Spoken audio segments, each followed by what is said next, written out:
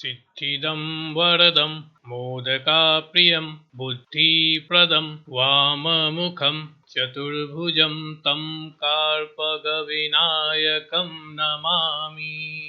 मैं नमन करता हूँ उस गणेश जी को, उस गणपति बप्पा को, जो अपने सिद्धि वरदान से जीवन को समृद्ध करते हैं, जो मोदक के प्रिय हैं, जिनका मुख बायां और चार भुजाएं हैं, हमारे कार्पग विनायक। कभी आपको ऐसा लगा कि आपने बहुत प्रार्थना की, बहुत कोशिश की, लेकिन फल मिला नहीं, जैसे भगवान चुप हैं, सुन ही नहीं रहे? सोचिए जरा, जब जीवन में सब कुछ थम सा जाए, उम्मीदें टूटने लगे और राहें बंद हो जाएं, तो इंसान कहाँ जाए? किस देवता के पास अपनी पूरी दुनिया की मुराद लेकर जाए? दक्षिण भारत की हरी भरी धरती, जहां मंदिरों की घंटियां हवा के साथ गूंजती हैं, वहां बसा है एक रहस्यमय स्थान, पिल्यारपट्टी। एक गांव, एक मंदिर और एक देवता, जिनके दर्शन मात्र से मन की मुरादें पूरी हो जाती हैं। उनका नाम है कार्पग विनायक, इच्छाओं को पूर्ण करने वाले गणेश। श्री गणेश, हमारे गणेश। यह कोई साधारण मंदिर नहीं, यहाँ गणपति दो नहीं, चार भुजाओं में विराजमान है, और उनका मुख बाईं ओर, जो कि पूरे भारतवर्ष में दुर्लभ है। इस मंदिर में भगवान स्वयं खुद से शिला से प्रकट हुए हैं। ना कोई मूर्तिकार, ना कोई औजार, बस चट्टान में उभर आई देवी उपस्थिति। कहते हैं सदियों पहले एक सिद्ध पुरुष ने यहाँ घोर तपस्या की थी। दिन रात ध्यान, जाप, केवल एक ही इच्छा, भगवान गणेश के साक्षात दर्शन हो जाए। और तब एक चमत्कार हुआ। उस साधक के सामने एक विशाल शिला में प्रकट हुए स्वयं श्री गणपति। उन्हें नाम दिया गया कार्पग विनायक। तमिल में कार्पगम का अर्थ होता है कल्प वृक्ष, वह वृक्ष जो मनोकामनाएं पूरी करता है।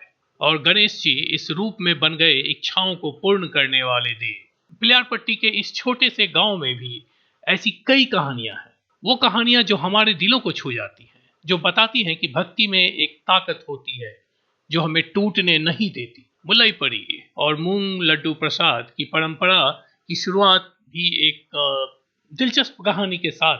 स्थानीय लोगों की माने तो गांव में एक बार सूखा और अकाल पड़ जाता है। लोगों के चेहरे फीके पड़ गए थे, उन्हें कुछ समझ में नहीं आ रहा था, लेकिन उनकी आंखों में उम्मीद की एक किरण तभी भी बाकी थी, और वो थी कार्पग विनायक की किरण। लोग बिना किसी शक के पूरी श्रद्धा के साथ कार्पग विनायक से प्रार्थना करने लगे। और एक रात स्वयं प्रभु ने दर्शन दिए और कहा, मैं तुम्हारे साथ हूं, मुझे मूंग के लड्डू चढ़ाओ, मैं तुम्हारे साथ हूं। लोगों ने वैसा ही किया और चमत्कार हुआ। बारिश हुई, खेत हरे भरे हुए। तभी से वहां मुलाई पड़ी और मूंग लड्डू प्रसाद की परंपरा शुरू हुई। यहाँ आज भी लोग आते हैं दिल में कई अभिलाषा लिए हुए। कोई बेटी की विवाह की चिंता लिए, कोई संतान सुख की प्रार्थना लिए, कोई शांति की तलाश में। और जब वे मोदक, मूंग के लड्डू और सच्चे दिल से प्रार्थना लेकर भगवान के द्वार पर आते हैं, तो कहते हैं कार्पग विनायक कभी किसी को खाली नहीं लौटने देते। इस मंदिर में आज भी होती है एक विशेष पूजा, मुलाई पड़ी, जहाँ महिलाएं बीज बोती हैं और उगते अंकुरों के साथ अपनी मनोकामनाओं की आशा भी बढ़ती है। भगवान गणेश सिर्फ बाधाएं दूर नहीं करते, वो हमारी सबसे गहरी इच्छाओं को पूरी करते हैं। वो वे साथी हैं जो हमें तब भी सहारा देते हैं जब हम खुद को अकेला महसूस करते हैं। गरीब विधवा महिला जिसका जीवन बस दो ही चीजों के इर्द गिर्द घूमता था, उसका बेटा, उसकी भक्ति। उसका बेटा बीमार था और दिन पर दिन उसकी हालत खराब होती जा रही थी। उस स्त्री ने सब कुछ कर लिया, अपनी तरफ से जितनी शक्ति थी लगा डाली, अपनी पूरी शक्ति लगा डाली उसने। मंदिरों में पूजा, व्रत, मन्नत, दान, ये सब भी किया। और हर रोज ऐसा कोई दिन नहीं था जिस दिन वो प्रभु के पास मंदिर जाकर के अपने बेटे को ठीक करने की दुआ ना मांग रही हो। लेकिन बेटा फिर भी ठीक हुआ नहीं। महीनों बीत गए और एक दिन वो स्त्री मंदिर में खड़ी रही बहुत देर तक, और फिर थक कर भगवान के चरणों में गिर गई। लेकिन इस बार उसने बेटे के लिए दुआ नहीं मांगी। उसने कहा, प्रभु, अब मुझे कोई इतनी हिम्मत रही नहीं, अब मुझमें वो हिम्मत नहीं रही, तुझसे कोई मांग नहीं है अब मेरी। हे प्रभु, अब तुझसे कोई मांग नहीं, बस भरोसा है कि तू जो करेगा वही ठीक करेगा। मेरी नहीं, अब तेरी मर्जी में सुख है, क्योंकि तू मेरी मुराद नहीं, मेरा विश्वास है। तू मेरी मुराद नहीं, मेरा विश्वास है।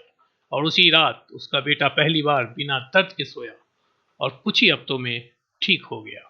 कभी कभी भगवान तुम्हारी प्रार्थना को सुनते नहीं, क्योंकि तुम प्रार्थना नहीं कर रहे होते, तुम व्यापार कर रहे होते। तुम कह रहे होते हो मैं ये दूंगा, तू ये दे दे।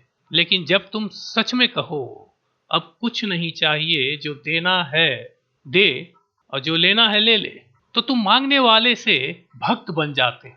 और चमत्कार वहीं से शुरू होता है। मंदिर वो जगह है जहां इंसान अपनी सीमाओं को स्वीकार कर लेता है। ये मांगने की जगह नहीं है, ये बोझ हल्का करने की जगह है। वो संवाद है, एक मौन भरोसा है ये। हे प्रभु, मैंने जितना कर सका कर लिया, अब जो नहीं हो रहा वो होगा भी नहीं, वो तेरे हवाले। यह मांगने का अर्थ ये नहीं कि हमें जरूर कुछ चाहिए, बल्कि ये कहने का साहस है कि अगर ना भी मिले तो भी तेरा शुक्रिया। तो अगली बार जब आप तमिलनाडु की यात्रा करें, प्लेयारपट्टी जरूर जाएं। यहाँ की पुरातन मूर्तियां, ये मंदिर हमारे इतिहास के जीवित दूत हैं।